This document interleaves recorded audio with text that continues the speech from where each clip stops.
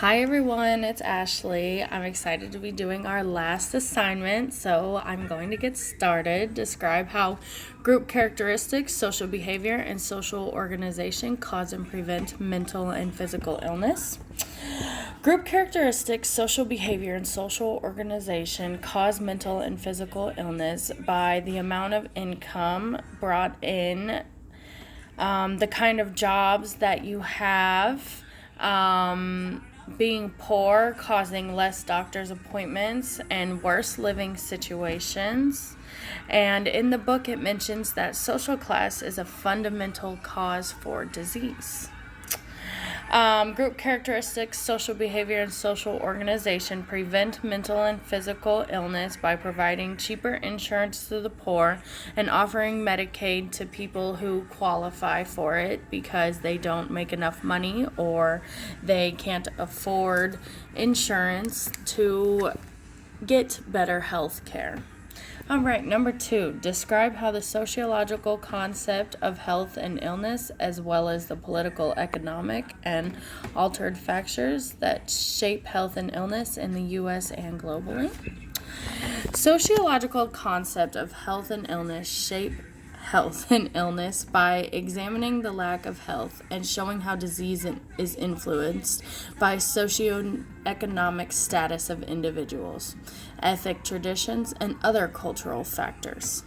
Political economic factors shape health and illness by linking higher income with better health, by showing who has access and use of the services and being able to have services that treat diseases, while also limiting to what doctors you have available to you. If you have a lower insurance company or Medicaid, you are given a limit to the amount of doctors and healthcare options that you are given.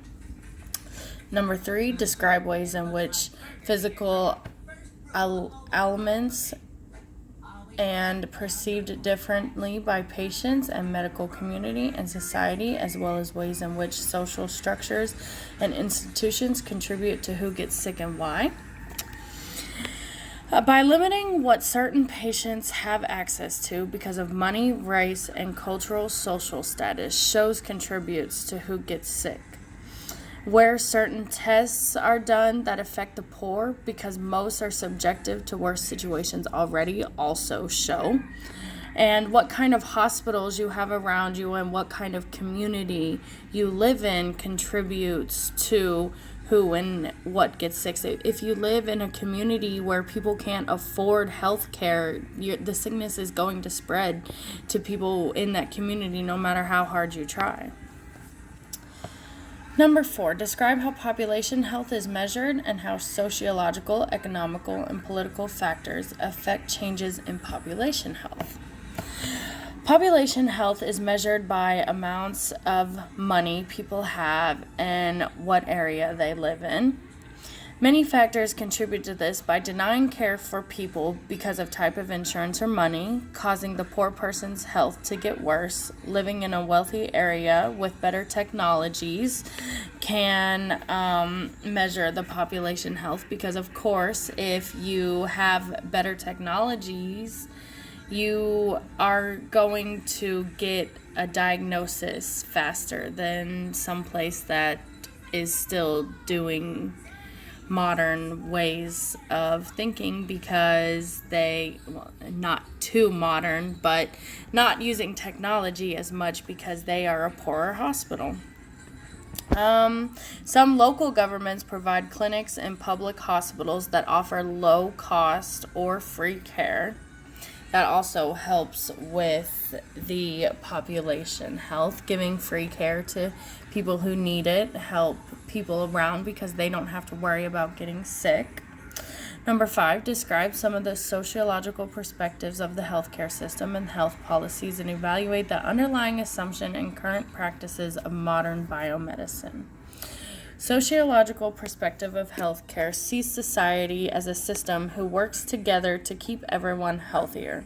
Bringing society into the healthcare system benefits health And current practices of modern biomedicine bring science and technologies into the healthcare system and world, and having them all work together as a whole. And number 6, there are many disputes concerning the use of medical treatments and technologies. What roles do activists play in the healthcare system? Activists promote change in the medical treatment and technologies, causing people to either try the new changes or go against what is trying to be changed, causing many different ideas and perceptions on new stuff that is trying to come about. Thanks, guys. That is my thoughts on what I learned in this class. Thank you.